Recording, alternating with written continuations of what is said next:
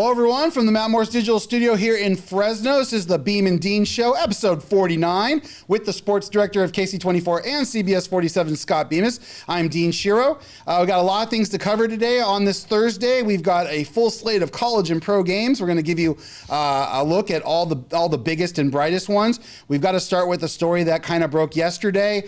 Fresno State, the betting scandal that happened. The men's basketball team, there were 3 players. Scott, I'll let you kind of take over.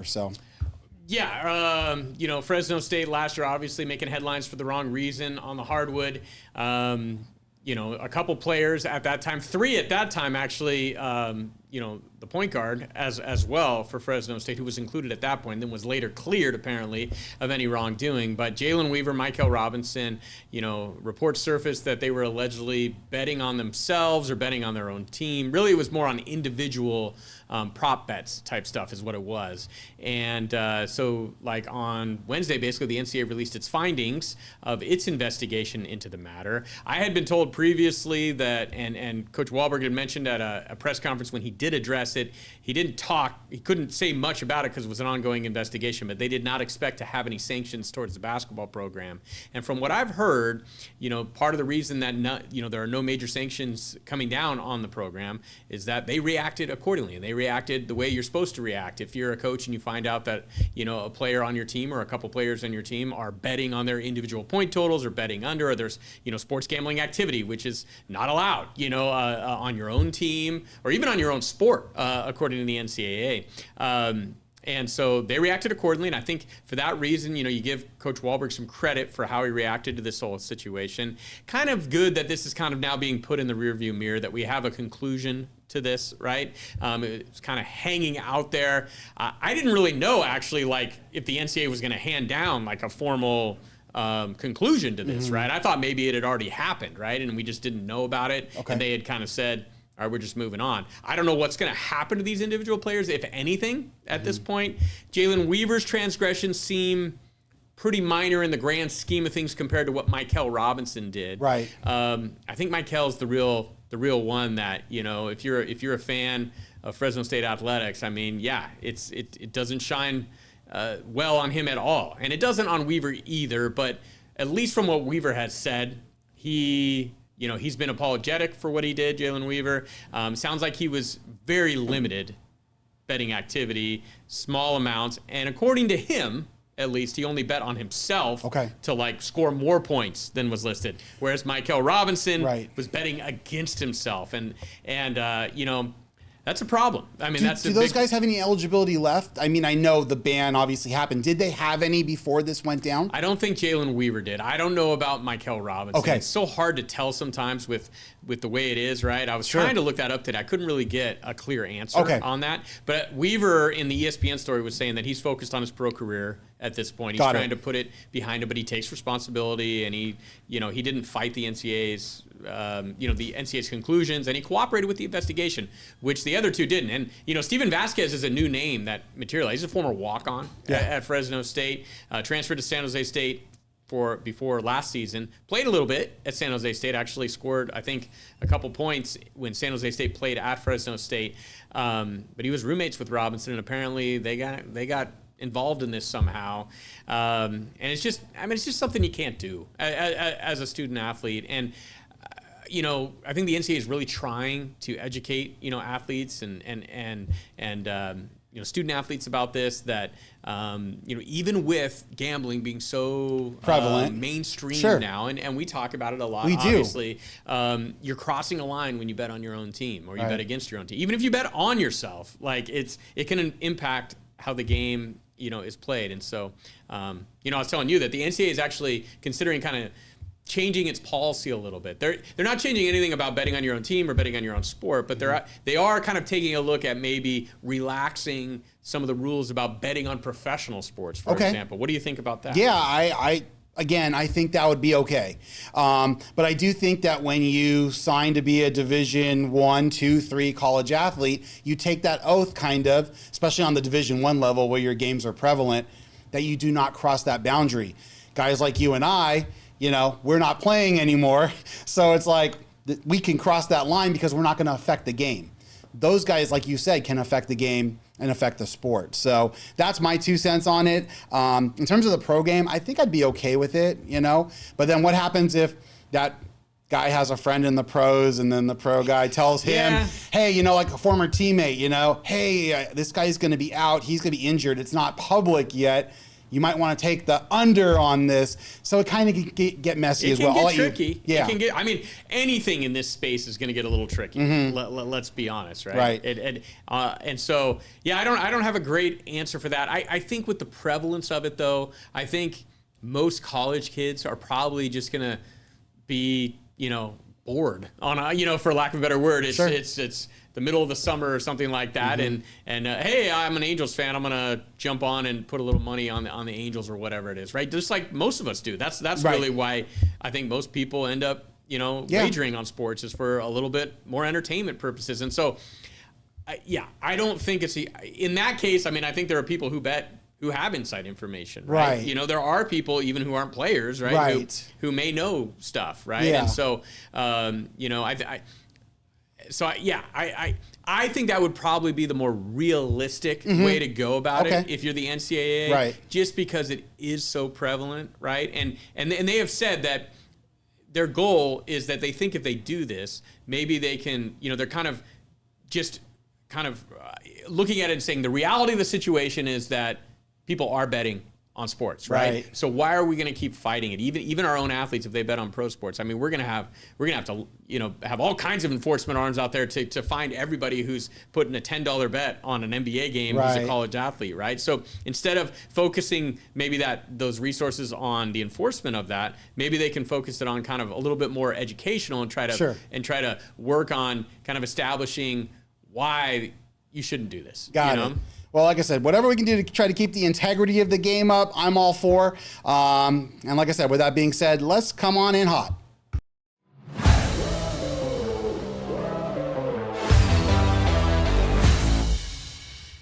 All right, Scotty, we're going to switch to college football now in several different levels, but we did have an interesting story this week that's you and I both talked about. Haley Sawyer is a beat writer. She covers the USC Trojans for the Orange County Register, and she drew up quite a stir early this week. So now we have these polls, and not only do we have these polls, is these pollsters' votes become public, right? So Haley Sawyer did not vote South Florida on her ballot at all after they upset Boise State and Florida the last 2 weeks. And she actually moved Florida up 2 spots to, I believe, number 12 to from 14 or 16 to 14. 16 to 14, I think. So, Scotty, I'll let you take the lead on this. What are your thoughts?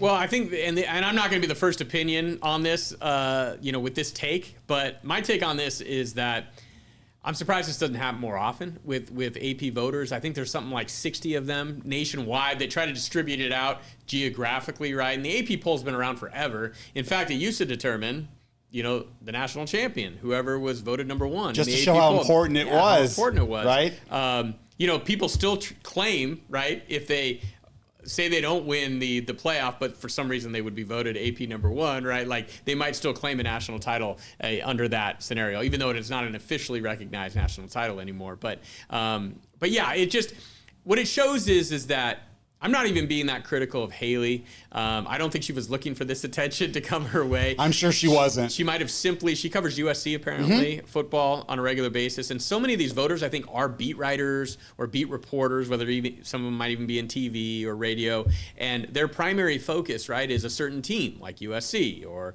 Florida or Notre Dame or whatever it is, right? And when you're a beat reporter, and I can speak to this covering Fresno State, I mean, you kind of have blinders on. Blinders on. For that team, like in a way. Not that you're not paying attention to the outside world, but when you have a game on Saturday, you know, say it's a 3:30 game, like at the Coliseum, and Haley's going to the game, right? She's going to be there probably 3 hours before kick, a couple hours before kick. Maybe she watches a little bit of an early game, right? Then she's going to be there through all the post game, which will take you to probably 9, 10 p.m. Then she's going to file a story on USC. She's not going to get home probably till about midnight that night, right? She probably won't watch any of the late games. She'll see the scores, and that's pretty much all she'll see, right? Then she got to wake up early Sunday morning and file a top 25 ballot, right? Or late Saturday night, like, oh my God, I forgot to file my poll, right? And my guess, we were kind of joking around about it. We think maybe that she misread the score or something, and she was going over it and, made a mistake in a way. But the point being is that I think national columnists, people like that, should be who the AP leans on a little bit more with regards to these polls. Even like radio talk show guys, national talk show guys, people like that. Yep. I mentioned it, we were just talking about the gambling space, but right. There are networks, right? VSiN is a network on SiriusXM that's dedicated to to kind of analyzing it from a handicapping point of view. Correct. And those guys follow it on a national scale. So you want people who have a feel for it, for other teams and are not just kind of looking at a score real quick and then putting it in there. And so, I don't know, it just may be time for the AP to kind of look at that. Maybe a few less voters, to be honest with you. That's true. And more guys who are covering it from a national perspective. I agree. I want someone that's sitting in front of an 8-box and seeing 8 different games at the same time. Phil Steele's of the world, right? Right. Instead of someone who's in a press box, like you said, reporting on their school, typing their stuff up. Oh, I got to get this on Trojans Digest, before, midnight. And then, oh my God, I forgot my poll, right? So, go ahead. And I would say right here, I spend an inordinate amount of time following college football, right? Like time that I don't have, I spend looking at college football. So I may have a better handle on things than the average person for sure. Do. But I'm definitely, Fresno State centric at this point, right? And I've got some other responsibilities on the weekends too. Yeah, Fresno City College as well. Fresno City College. But I want to say right here, if the AP voters are listening, somebody you should be having voting in your poll, he's sitting across from me, Dean Shiro. Let's start the campaign right now to be an AP poll voter. I would be more than happy to do it too. I would enjoy that, and I would try to be as accurate and upfront as I could be. So if you want to, anyone who wants me to do it, please reach out to I'm making up the banners tonight. Reach out to your Congress people. Anyway, but it's a great story. She might have misread it.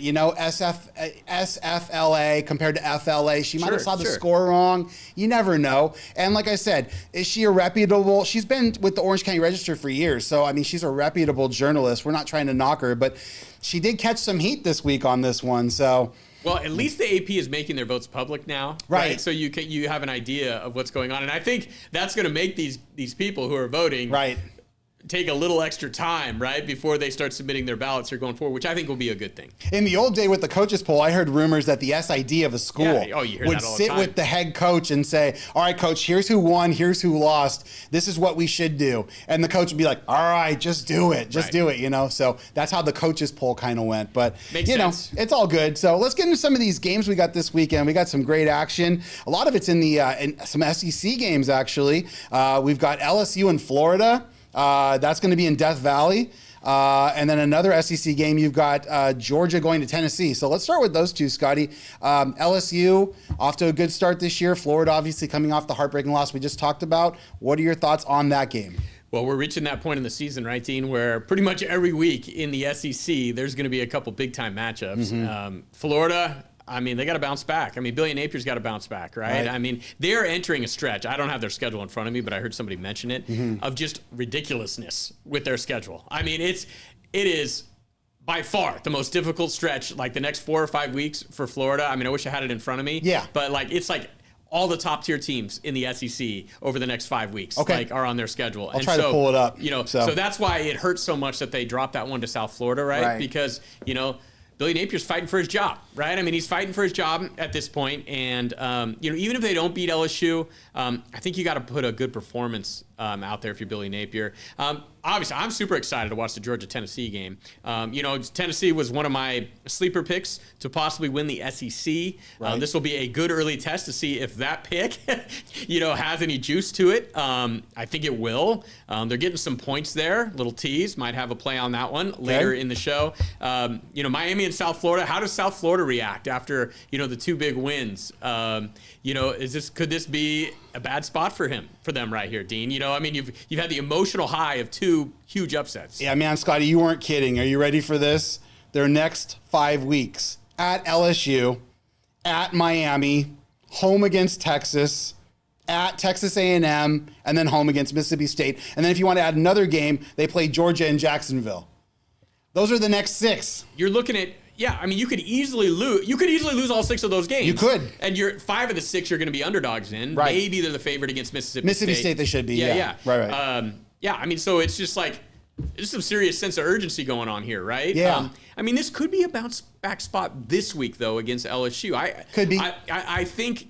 Like, I'm not going to predict that they go into Death Valley and get a win, right? But I think they'll fight for their head coach this week in particular. If they lose this week and then the next it kind of starts snowballing, then all bets are off. But what is the line on that game, by the way? That's a good question. Hang on, I'll look that up in a second. Let's get into this Georgia-Tennessee game really quick, too. So Georgia kind of has had 2 cupcakes. Tennessee had that week 1 game at the Mercedes-Benz Stadium. That was against Syracuse. But Syracuse didn't look really good against UConn. So what are your thoughts really quick on that game, and then I'll find out what the spread is. I'm really interested to see Tennessee in this game and their offense in particular with Joey Aguilar. Yeah, they kind of lit up the scoreboard against Syracuse, right? But who knows? Who knows about Syracuse's defense at this point? They're facing, obviously Georgia here, and Georgia's always got 4- and 5-star guys on that defense. And so Joey Aguilar, again, a guy that I saw in junior college covering Fresno City college football. He can run it, he can throw it. He's an impressive athlete. It'll be interesting to see against Georgia if he can stay away from the big mistake.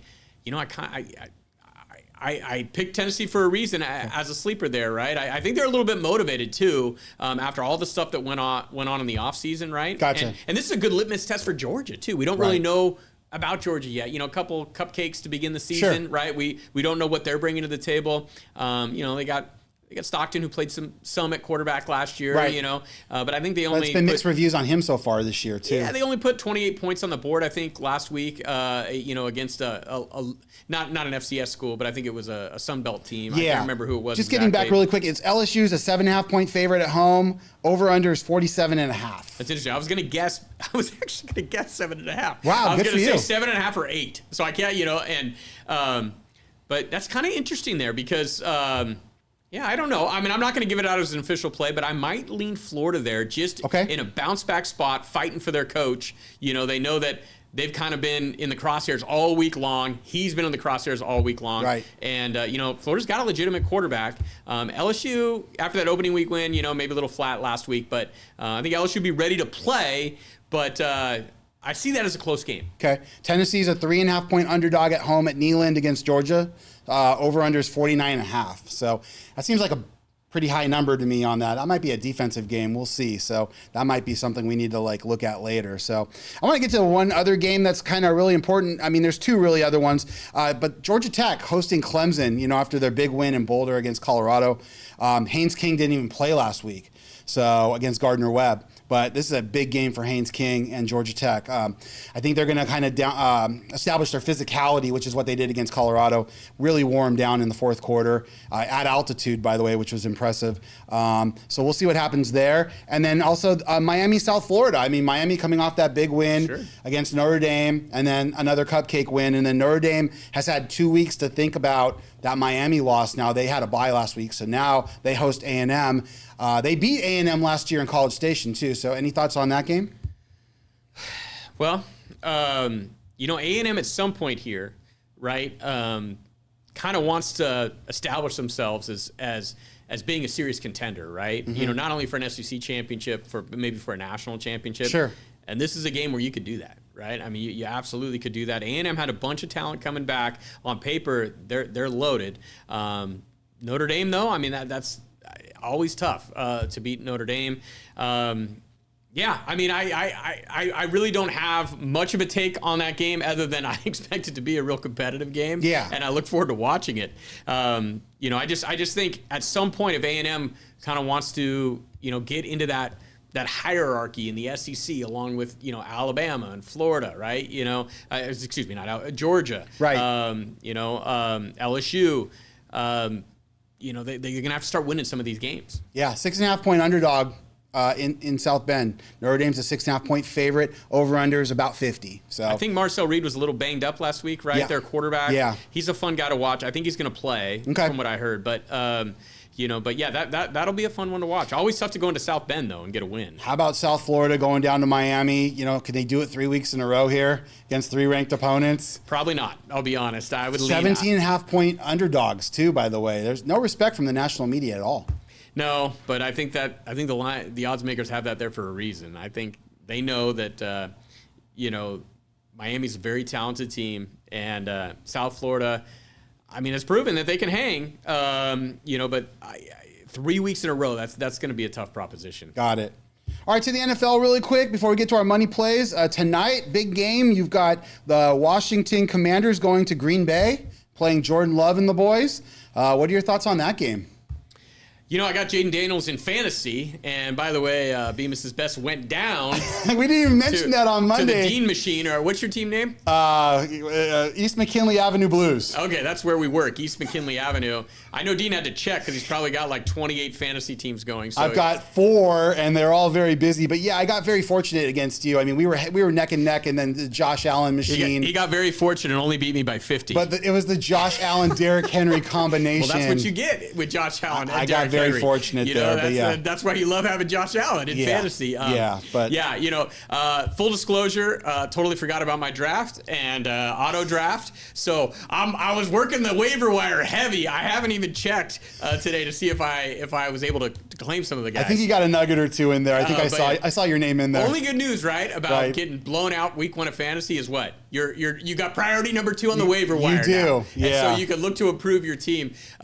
Disappointed my son tremendously that I totally forgot about the draft. Yes, you did. Especially he had all kinds of great advice for us on the draft when he was here one day. So shout out to our man Larry Bridges for running our league too. Hey, listen, let's talk about Josh Allen for a second. So the Bills come off that miracle win at home. Now they have to go and they go play Justin Fields and the Jets. The Bills showed that they have trouble against running quarterbacks, and here's Justin Fields now. What are your thoughts there? Does this feel like Buffalo always seems to have trouble blowing out the Jets in New York? Even when the Jets haven't been good, it always feels like that game is close, coming down the stretch, right? So, yeah, a divisional game there. The Jets are a divisional home underdog. Right. Beware of the divisional home underdog. Sure. And it's still early enough in the season, right, where the Jets, coming off a relatively solid performance, right? Put up 31, I think it was, against the Packers, or over 30. Yeah. They still feel like, okay, we got something going here maybe with Justin Fields. The Bills defense obviously did not do a great job against Lamar Jackson. And so, Fields will bring a similar type of, obviously not at the level of Lamar, but but he's a elusive dual threat guy, right? And so, I don't know, I would just be aware that game could be really close. I agree with you. How about the Chiefs heading home to Arrowhead, a place you were just at a couple weeks ago? Scotty did some stand-ups over there. It was a lot of fun watching him do that. Stand-ups like that, Dean. Way to get it in there. I got a little drop in for you. Yeah. But they come home now from Brazil, and now they play the Philadelphia Eagles, defending champs who had trouble against Dallas. So also getting some B-roll out there too, Dean. Just so you know, another TV term. Get it in there. Scott was getting B-roll, everybody. That means he was shooting video. Chiefs Eagles. Man, I don't know what to do with this game. What do you think on this game? Because my instincts say Kansas City at home. They're a home underdog, I believe, in this game. Yes.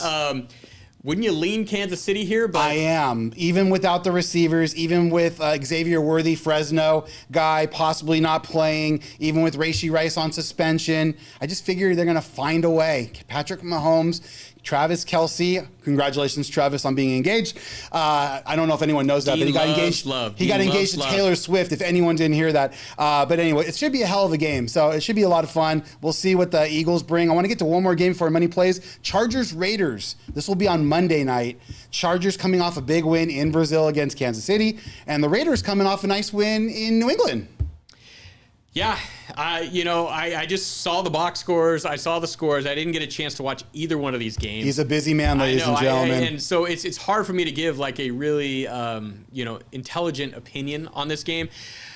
I'm looking forward to it. Can this be sorry, I said San Diego. Can this be the LA Chargers year? Just have it. Sorry, guys. Well, we both like them as to win as far as the best bet in the AFC West. We did. Right? I think they were plus 300, I think Something it was. like that. Something like they were that. way behind Kansas City, that's for and sure. that's looking good so far. Right. I know there's a lot of talk out there about Pete Carroll and the Raiders and that, keep an eye on this team. Obviously Ashton Genty and Geno Smith, you have some experience there. I would still lean Chargers in this case, just because of the Raiders kind of have to prove it to me on, right. More than just 1 week, more than a week win over just the Patriots. at New England, right? Yeah. But anyway. there are some positive signs, and I know we got tons of Raider fans here in the Central Valley. Right. So it would be great if the Raiders could kind of get back in the mix again. It was great to see them at least get off to a good start, which they haven't done in previous years. With that being said, let's get into our money plays.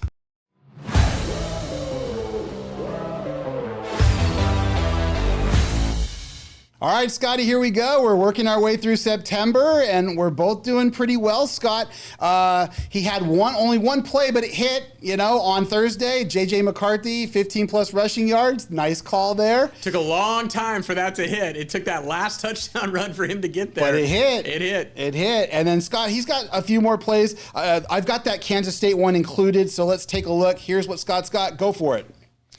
Okay, so on Monday I gave out Kansas State plus 1.5 at Arizona. I just think the season's kind of on the line here for the Wildcats. They were the preseason favorite in the Big 12. The jury's still out a little bit on Arizona. They've got a talented quarterback. They brought in Brent Brennan before last year, really struggled last year. It looks like they made some strides, but I still like the physicality of Kansas State going to Tucson against Arizona there. Like I said, I just think this is a game where it's kind of like rally the troops, right? Circle the wagons, whatever term you want to use. Right. Having dropped, the opener to Iowa State, that's a conference loss. Right. And then losing last week to Army, right? One more loss. Right. You're pretty here's much, another conference game in front of you. You might be out of the playoff conversation altogether. Look at you taking Oregon State. Okay, so here's what I'm going to do with Oregon State. I looked at that, and Oregon State against Fresno State. Look, they ended up losing the game. But to me, they actually kind of controlled the flow of play a little bit more. Okay. Anybody who watched that game knows that it was just some terrible special teams play that Sure. ultimately did them in. Right. Fresno State made some big plays at critical times. They were good when they needed to be, and they got out of there with a win. Oregon State's got a talented quarterback, right? They had over 500 yards of total offense against the Dogs last week. And I moved that line up above 24 there. I also like Oregon State if you can find them like more than a touchdown or more first quarter, which I found earlier in the week, but it wasn't there when I checked it again. Fair enough.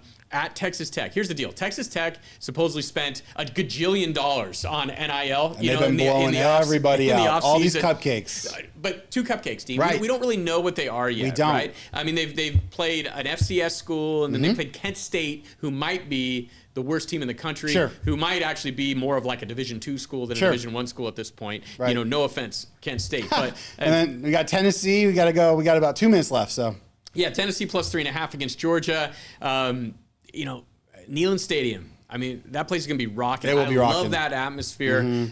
If you're giving me more than a field goal against Georgia right there, I'm going to take the Volunteers. And then I'm going to lay the 2.5 with the Texans against the Bucs at home. Same sort of philosophy here that the Texans defense played well, held the Rams to 14 points. But in offense, with C.J. Stroud, Nico Collins, and company, kind of struggled last week. Yeah. Right? Lack of a running game hurt without Mixon. Texans do not want to be 0-2. No. The Bucs are going to be on the road for a second straight week. I would lay the 2.5. This will be the first Monday night game, too. There's 2 of them this upcoming week. So, all right, here's how I did. I lost a little bit of ground there. Did hit one parlay and hit the Vikings-Bears over late, but kind of got busted out. My man Nacho killed me at the end that you see there on Prize Picks. He got over 18.5 map 1 and 2 headshots. So I am very disappointed in my man Nacho. Let's get into this really quick. I got a minute. A lot of parlays. Just get a screenshot, you guys. Basically, the one thing I want to point out, I am a Georgia Southern expert now. I've seen them 2 weeks in a row. So I took Georgia Southern on the money line as part of one of my parlays. They are hosting Jacksonville State. So the Clay Heltons, the Fighting Clay Heltons, I am behind you now. So I've been against you for 2 weeks in a row. I am on your side now, Clay Helton. So let's get it done. There's some of my Prize Pick stuff. Colorado fill-in quarterback Ryan Staub, hopefully 1 passing touchdown at Houston on Friday night. Scotty, any last thoughts?